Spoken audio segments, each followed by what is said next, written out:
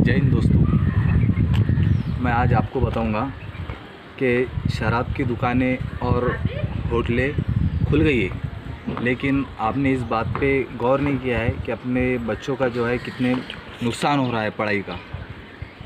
जैसे यूनिवर्सिटी बने, कॉलेज स्कूलें सब बंद है, छोटे बड़े बच्चों का सबका नुकसान हो रहा है, पढ़ाई का कितना नुकसान हो रहा है।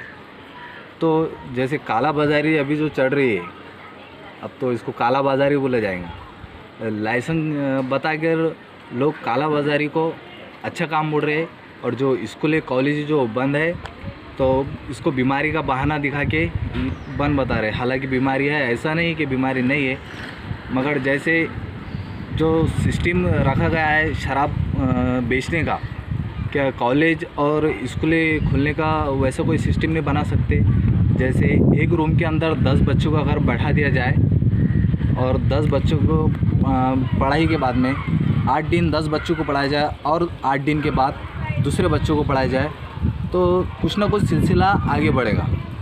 नहीं तो क्या है, शराबी बिक रही है, होटलें खुली है, दुकानें खुली है, मगर जो हिंदुस्तान की जो असल जान है वो है नौनिहाल जो जवान बच्चे अपने, वो है। अगर वो ही कमज़ोर रहेंगे तो मैं दावे के साथ कह सकता हूँ कि हिंदुस्तान खोखला हो रहा है।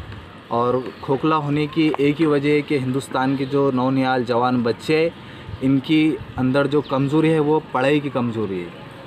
अभी जो है हाल ही में हमने देखा है कि चीन के बॉर्डर पर हमारे 20 जवान शहीद हो गए। तो मोदी जी ने क्या किया है, टिकटॉक वगैरह बंद कर दिया है। तो उनके शहीद होने का सिर्फ उनको इतना ही इनाम दिया गया है कि ऐप बंद कर दिया जाए? नहीं, उनकी शहादत का जो असल मकसद है, उनकी जो शहादत उन्होंने ली है, तो उनको हमें, जिन्होंने हमारे जवानों को शहीद किया है, मारा है, उनका बदला लेना है। अब वो बदला लड़ाई से नहीं होगा, बल्कि इस देश की टेक्नोलॉजी बढ़ाकर भी हो सकता है। जैसे उन्होंने कई सारे तरह के जो ऐप बनाए थे, उससे भी अच्छे अच्छे ऐप हम बना सकते, मगर वो ऐप ऐसे हो कि उससे हमारा नागरिक, जो देश का जो नागरिक है, वो कुछ ना कुछ तालीम हासिल कर सके। वरना क्या है, अभी टिकटॉक के ऊपर बच्चों ने जो है मुजरा चालू कर दिए थे, लड़कियों ने, लड़कों ने, लड़की को ने और लड़का को ने, इसमें कुछ समझ भी नहीं आ रहा था। तो देश पीछे जा रहा है, देश का कुछ विकास हो ही नहीं पा रहा है।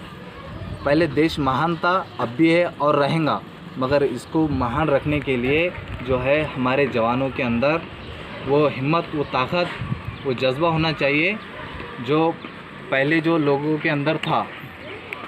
जैसे डॉक्टर बाबा साहेब अम्बेडकर, मौलाना अबुल कलाम आज़ाद, इन्होंने जो है बड़ी मेहनत की है और बड़े होशो आवाज़ में जो है इस देश को आगे बढ़ाया। इस देश को आज़ादी दिलाने में इन्होंने जो बहुत तरह की मेहनत की, मगर देश तो हमारा आज़ाद हो गया है, मगर कुछ नेताओं की वजह से, कुछ भ्रष्टाचार लोगों के वजह से जो भ्रष्टाचार फैला रहे हैं, इससे हमारा देश का विकास नहीं हो पा रहा है।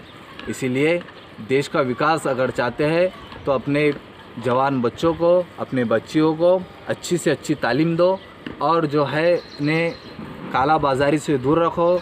जैसे शराब, जुआ, सिगरेट और तरह तरह के जो है काला बाज़ारी के जो है धंधे हैं।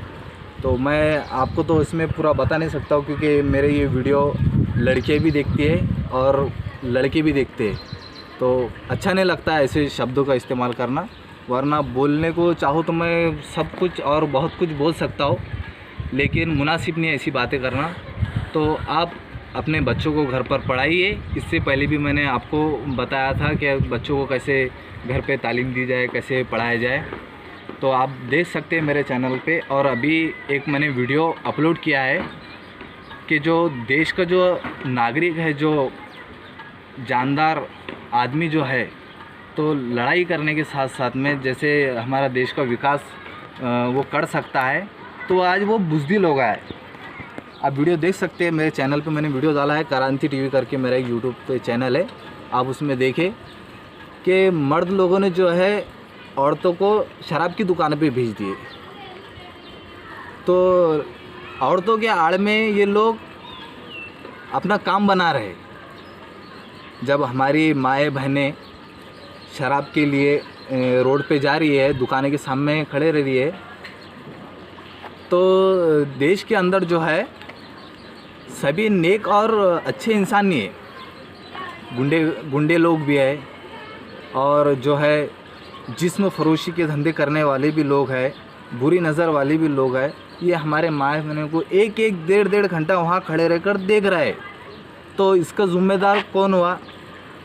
उसका शौहर हुआ, उसका दामाद हुआ, उसका बेटा हुआ, कि शराब की लत की वजह से उन्होंने क्या है कि शराब लेने के जब गए वहाँ पर वो लोग मर्द लोग, तो उन्होंने वहाँ का सोशल डिस्टेंस तोड़ दिया। वो शराब के लिए टूट पड़ रहे थे वहाँ पर। तो हमारे वर्दी वालों ने, पुलिस वालों ने जो है उन पर लाठीचार्ज की और उन्हें वहाँ से भगा दिया। तो जब है 40 दिन के बाद में जो उनको शराब की जो लत पड़ी, तो उन्होंने अपने बीवी बच्चियों से शराब मंगवाई। तो आप देख रहे वीडियो में, आप देखें कि किस तरह से हमारी माँ बहनें जो है रोड पे खड़े रह के, मार्केट में खड़े रह के शराब खरीद रही है। क्या हमारी जन्म देने वाली माँ जो इस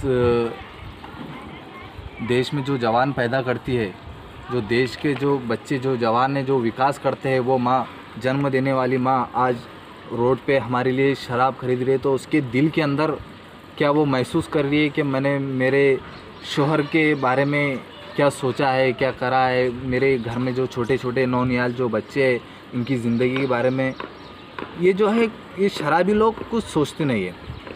अगर गरीब घर का रहा तो सुबह जो है उसकी बीवी खेत में काम को जाएंगी, और शराबी जो है तो शराब पीएगा और जुआ वगैरह खेलेगा। अब घर में जो उसकी जवान लड़की है, तो वो लड़की घर में जो है इसका खाना पकाना करेंगे। अब स्कूल कॉलेज तो अभी बंद है, अब वो घर के अंदर जो है लड़के उसको बाहर से देख रहे हैं, खिड़की के अंदर से ढाक के।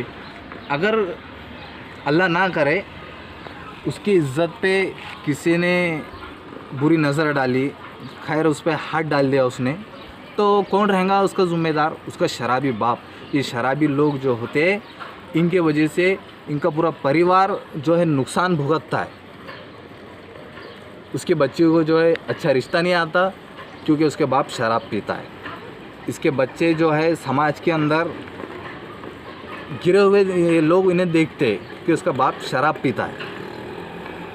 इसकी बीवी से लोग अच्छे से पेश नहीं आते, पड़ोस वाले, रिश्तेदार वाले इनके साथ अच्छे ताल्लुकात बना नहीं सकते क्योंकि इसका बाप, इसका शौहर, इसका बेटा शराब पीता है। तो ऐसा जो है अपने देश के अंदर, अपने मुल्क के अंदर, अपने गांव में, अपने बस्तियों में, अपने मोहल्लों में ऐसे शराबियों का और जुआरियों का काम होते जा रहा है। तो इस पे सरकार को ये बंद करना चाहिए, शराब बंद करना चाहिए सबसे पहले। तो अगर शराब बगैर लाइसेंस की बेची जाए तो वो मुजरिम होता है, और लाइसेंस बता के शराब बेचा जाए तो वो मुजरिम नहीं, उसको सिक्योरिटी दी जा रही है पुलिस की कि भाई तरतीब से जो है शराब बेचनी चाहिए। तो मैं ये पूछता हूँ कि जो बगैर लाइसेंस की जो शराब बिकती है तो उसके अंदर क्या ज़्यादा नशा होता है, और जो लाइसेंस के साथ में जो शराब बिकती है तो उसका क्या कम नशा होता है क्या?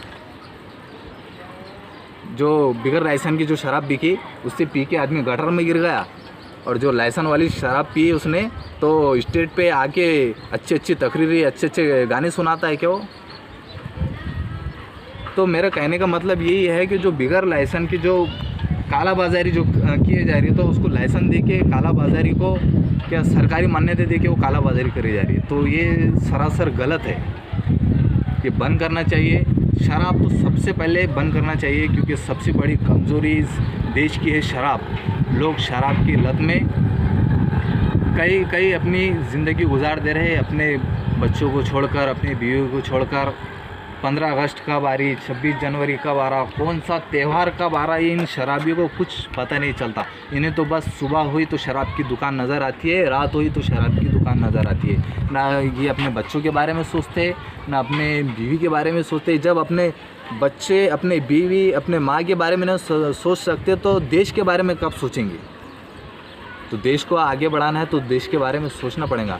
इसीलिए जैसे शराब और जो सट्टाबाज़ारी जो चलती है, तो ऐसे जितने भी काला बाज़ारी है तो ये बंद करना होगा। इस पे जैसे ऐपों के ऊपर बैन लगा दिया गया, वैसे इसके ऊपर भी बैन लगा दिया जाए। इससे जो है लोगों के अंदर, समाज के अंदर सुधार आएगा और शराब के नशे से निकल के ये बाहर की दुनिया में जब आएंगे तो अपने परिवार के बारे में, अपने रिश्तेदारों के बारे में जब ये सोचेंगे तो परिवार तरक्की करेगा, रिश्तेदार तरक्की करेंगे, मुल्क तरक्की करेंगे, दो देश तरक्की करेंगे। तो आप तक मैं यही पैगाम पहुंचाना चाहता था। जय हिंद।